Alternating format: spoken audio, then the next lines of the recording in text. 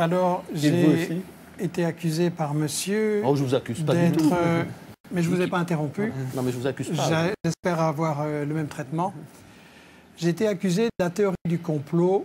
C'est l'argument habituel de ceux qui n'ont pas d'argument face à des faits qui dérangent. Et donc, je pense qu'il faut se poser la question, la France, amie du Mali.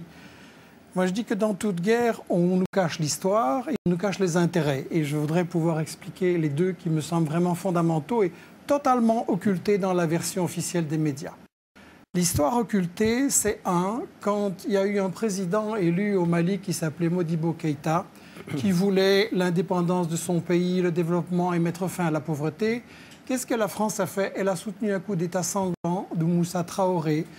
Modibo Keïta a crevé en prison et Moussa Traoré, ça a été une dictature épouvantable pendant 23 ans. Ensuite, il y a eu d'autres marionnettes à la place. Et est-ce que vous appelez ça une théorie du complot? J'aimerais que vous alliez le dire aux Maliens.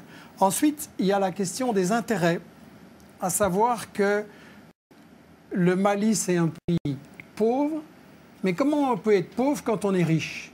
Et toute la région, le Niger, c'est un pays où c'est le dernier pays sur la liste du niveau de pauvreté dans le monde, et c'est un pays très riche avec l'uranium. Et donc, il faudrait expliquer ce que vous cachez soigneusement, à savoir que dans cette région, il y a de l'or. L'or a été exploité au Mali, dans les mines de Morila, par Bouygues, derrière des paravents. On a fait crever les gens qui extrayaient l'or avec du cyanure et de l'arsenic, aucune prévention, les nappes d'eau polluées, les gens crevaient comme des mouches. Et donc, ça c'est Bouygues, ça c'est l'or. De quelle époque parlez-vous, Michel Collomb? Tout récent, c'est encore il y a 5-6 années. La mine a été fermée récemment et on recommence le même coup de l'autre côté. Deuxièmement, l'uranium. Areva est plein de convoitises pour l'uranium du Mali. Et quand on veut voir ce qu'il va en faire, il faut voir ce qui se passe au Niger, le pays le plus pauvre, comme je le disais. Au Niger, Areva, c'est le numéro 1 de l'exportation nucléaire dans le monde. Le Niger, c'est celui qui procure tous les revenus qui permettent à Areva et aux firmes qui travaillent avec elle, Alstom, Suez, Bouygues et tout ça, de gagner énormément d'argent. Et pendant ce temps-là, monsieur, les Nigériens, ils crèvent de faim. Et quand vous savez, l'espérance de vie, c'est 49 ans. Il y a moins de 30% de gosses qui sont à l'école. Et quand les Nigériens ont dit à Areva, on voudrait quand même un peu d'argent pour nos écoles, ou bien, par exemple, il aurait suffi, c'était un projet de la Banque mondiale, 10 millions pour irriguer le Niger, et le Niger aurait eu, tous les gens auraient eu à manger, Areva a dit, c'est pas notre problème, et les Nigériens peuvent continuer à crever de faim. Donc, il y a l'or, il y a l'uranium, il y a, et vous le savez très bien, le gaz et le pétrole dans la région. Et c'est le responsable d'Afrique Nord de Total qui vient de dire récemment qu'avec la Mauritanie, avec le gaz, qu'il y a tout ça, c'est le nouvel Eldorado.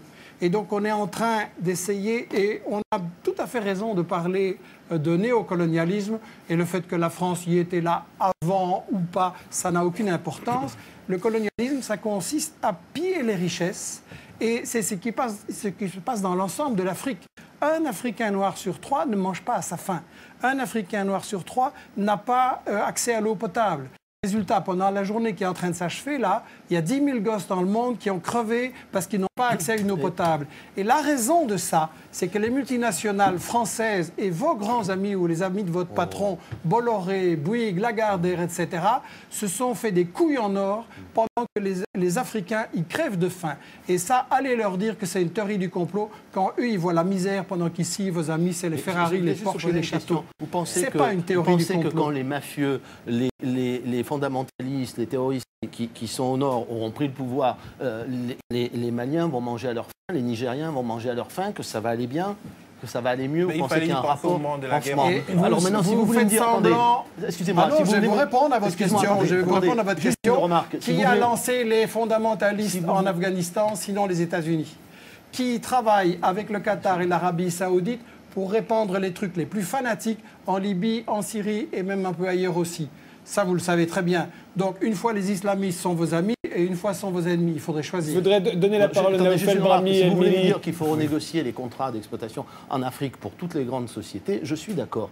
Mais ça ne répond pas à la question de savoir ce qu'on fait. Les gens, ils crèvent de faim à cause de vos contrats. Oui, mais arrêtez de penser que ça n'est qu'à cause de ça. Et expliquez-moi comment les gens que nous combattons aujourd'hui vont donner de la richesse à tout le monde. Vous savez, il y a des pays qui ont beaucoup...